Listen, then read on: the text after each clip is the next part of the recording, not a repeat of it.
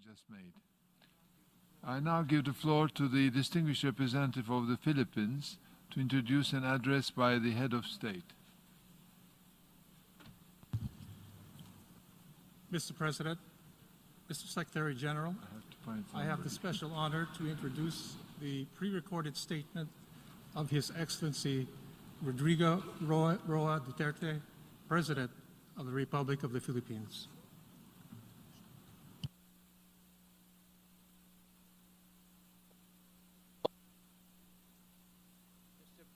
Mr. President of the United Nations General Assembly, Mr. Secretary General, Head of the State and Government, Excellencies, I am honored to address you today on behalf of the Filipino people on the 75th anniversary of the United Nations.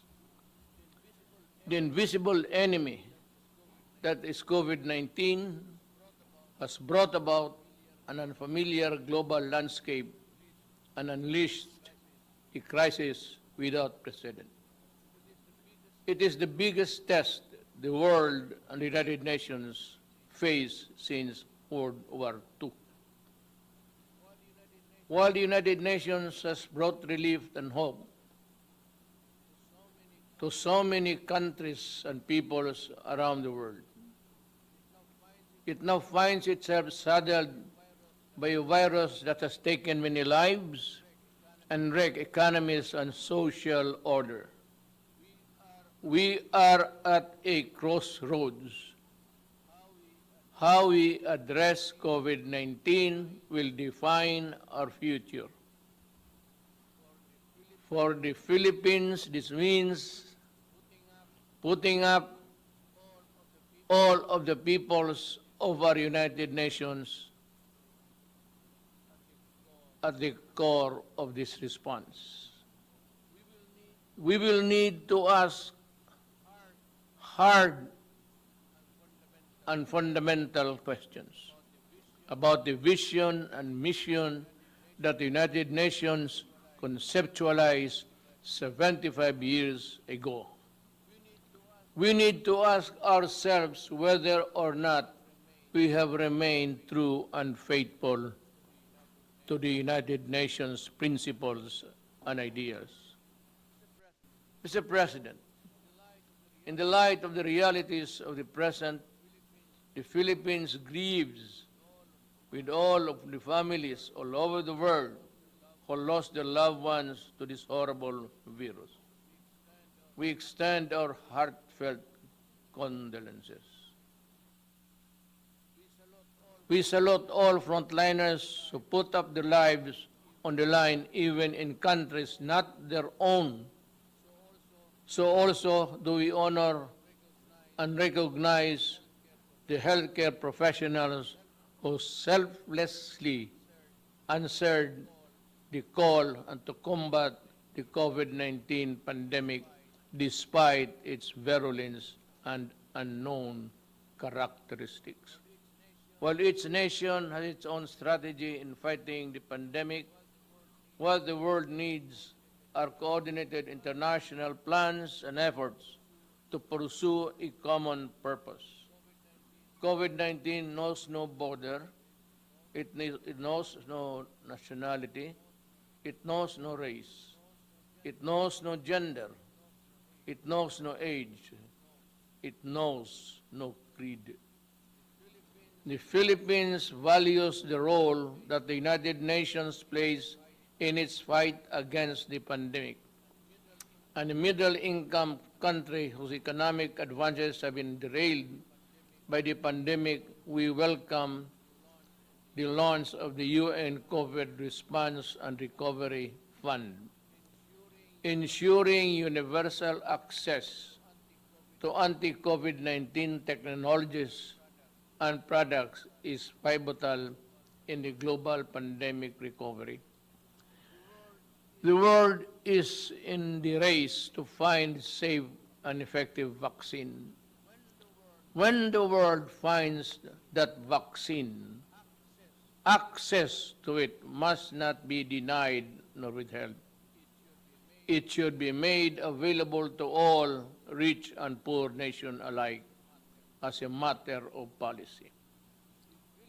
The Philippines joins our partners in the ASEAN and the non-aligned movement, and in raising our collective voice, the COVID-19 vaccine must be considered a global public good.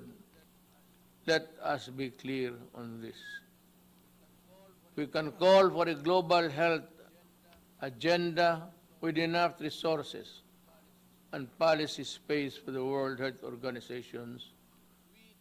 We need a WHO that is quick to coordinate and quicker to respond. The Philippines will do its part in the pooling of global resources. Our health workers are among the best. Mr. President, just as we needed stability and confidence because of the pandemic, geopolitical tensions continue to rise. Escalating tensions benefit no one. The new flashpoints heighten fears and tend to tear peoples apart. When elephants fight, it is the grass that gets trampled flat. Given the size and military might of the contenders, we can only imagine and be aghast at the terrible toll on human life and property that shall be inflicted if the world war deteriorates into a real war of nuclear weapons and missiles. I therefore call on the stakeholders in the South China Sea, the Korean Peninsula, the Middle East, and Africa. If we cannot be friends as yet, then in God's name, let us not hate each other too much. I heard it once said, and I say it to myself, complete agreement. Mr. President, Filipino migrant workers have been devastated by the pandemic. Many have lost not only their livelihood, but also their health and lives as well. Yet they go on in the front lines, healing, caring others in the different parts of the world. The Philippine government has embarked on an unprecedented repatriation program. More than 345,000 overseas Filipino workers needed to come home. Then, we have brought back half and are bringing back the rest. We thank the countries that have provided Filipino migrants with residence permit, access to testing, treatment, and related health services in this pandemic. We brought back most of our seafarers who were stranded because of COVID-19 restrictions. We pioneered with the IMO of the Green Lane for the safe changes of seafaring crews. In these times, we need stronger cooperation in promoting and protecting the rights of migrants, regardless of their migrant status. We must all adhere to the global compact of safe, orderly, and regular migration. Unless states include all the migrants in this response to this pandemic, no one among us is safe until everyone is safe, as the Secretary General has said. With the poverty rate reduced at 16.6% and a sustained economic growth of 6.4%. Between 2010 and 2019, the Philippines was on track to becoming an upper middle income country by the end of 2020. But the pandemic has placed our economy in recession. Despite this downward pressure on growth, the Philippines remains committed to the Sustainable Development Goals. Mr. President, the same urgency needed to fight COVID-19 is needed to address the climate crisis. This is a global challenge that has worsened existing inequalities and vulnerabilities from within and between nations. Climate change has worsened, and the ravages of pandemic. People in the developing countries like the Philippines suffer the most. We cannot afford to suffer more. The Philippines joined the Paris Agreement to fight climate change. We call on all parties, especially those who have not made good their commitment to fight climate change, to honor the same. We call on all parties to strengthen communities and peoples for preparedness and resilience. We're talking about mankind and Earth, our one and only home. Mr. President, the Philippines will continue to protect the human rights of its people, especially from the scourge of illegal drugs, criminality, and terrorism. A number of interest groups have weaponized human rights, some well-meaning, others ill-intentioned. They attempt to discredit the functioning institutions and mechanisms of democratic country and a popularly elected government which in its last 2 years still enjoy the same widespread approval and support.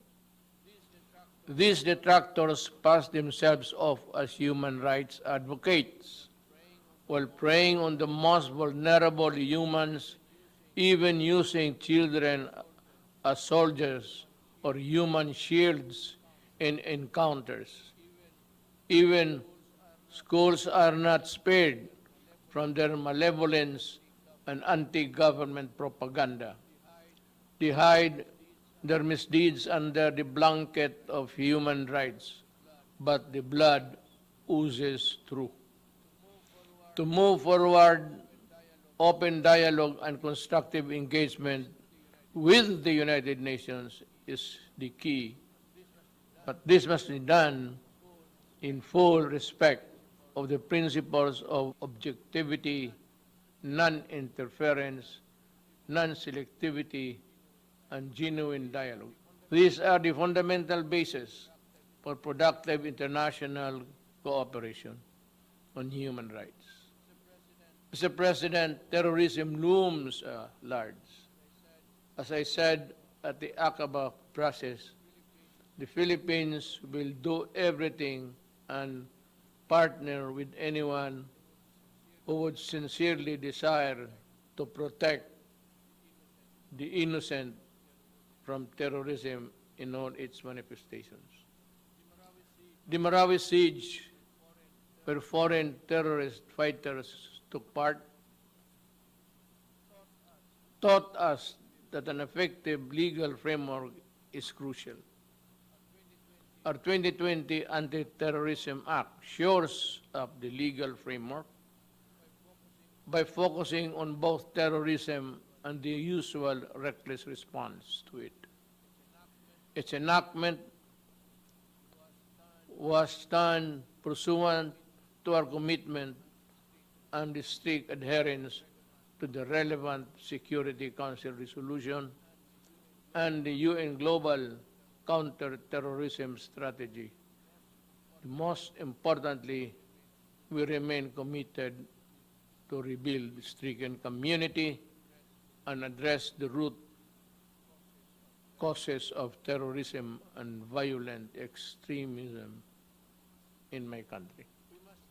We must remain mindful of our obligation and commitment to the Charter of the United Nations and as amplified by the 1982 Manila Declaration on the peaceful settlement of international disputes, the Philippines affirms that commitment in the South China Sea in accordance with UNCLOS and the 2016 Arbitral Award. The award is now part of international law, beyond compromise and beyond the reach of passing governments to dilute, diminish, or abandon. We firmly reject attempts to undermine it. We welcome the increasing number of states that have come in support of the award and what it stands for. The triumph of reason over rashness, of law over disorder, of amity over ambition. This, as it should, is the majesty of the law. Mr. President, the global health crisis has further complicated the global security environment. But no aspiration nor ambition can justify the use of weapons that destroy indiscriminately and completely. There is no excuse for deaths that a nuclear war could cause, nor the reckless use of chemicals and biological weapons that can cause mass destruction. These weapons of death puts us all at mortal risk, especially if they fall into the hands of terrorists without a shred of humanity in their soul. We can call all member states to fully implement the Nuclear Non-Proliferation Treaty and the Chemical and Biological Weapons Convention. I have asked the Philippine Senate to ratify the treaty on the prohibition of nuclear weapons, and importantly, we were among those to sign it first. Mr. President, the Philippines has a long history of opening its doors to the refugees. From the White Russians following the 1917 revolution, and the European Jews in the Second World War, and the Vietnamese in the late 1960s, and the Iranians displaced by the 1979 revolution, among others. The Philippines continue to honor this humanitarian tradition in accordance with our obligation under the 1951 Convention of the Status of Refugees and the 1967 Protocol. But lest we forget, helping the most vulnerable, those displaced by conflict, persecution, and political instability is a shared responsibility of all countries. As I have said many times, the doors of the Philippines are open, as they have always been, to everyone fleeing for safety, such as the Rohingyas. In the face of mounting refugee crisis worldwide, let us work together towards ending the conflicts and conditions that force people to flee their homes. Mr. President, as our societies become more diverse yet interdependent, social cohesion issues come to the fore. Mutual understanding always accompanied by mutual tolerance between those of different faiths and cultures is the only foundation of societies at peace with itself and all others. Finally, I express gratitude to the gallant peacekeepers, including our own, who advance the cause of peace in the most difficult situations. From the Golan Heights in the Middle East to Liberia in West Africa, Filipino peacekeepers put themselves in the front line between the vulnerable and those who seek harm. We are committed to increasing Philippine footprint in UN peacekeeping operation with increased participation of women. Again, Mr. President, to defeat COVID-19 pandemic and other challenges, we must work with seamless unity, which demands complete mutual trust and the conviction that we will win or lose together. We cannot bring back the dead, but we can spare the living, and we can build back better, healthier, and more prosperous and just societies. To this end, we rededicate ourselves to the multilateralism. The UN remains humanity's essential organization, but it is only as effective as we make it. To make significant changes, we need to be bold. We need the same collective courage that finally made the United Nations a reality 75 years ago. We need to act on long-standing recommendations to improve the Security Council's composition and working together and working methods, to strengthen the role of the General Assembly and to streamline the processes and the operation of the UN. Indeed, to be ready for the new global normal, it cannot be business as usual for the UN. Let us empower the UN, reform it to meet the challenges of today and tomorrow. Let us strengthen it so it can fully deliver its mandate to maintain peace and security, uphold justice and human rights, and promote freedom and social progress for all. After all, we are the United Nations. Thank you.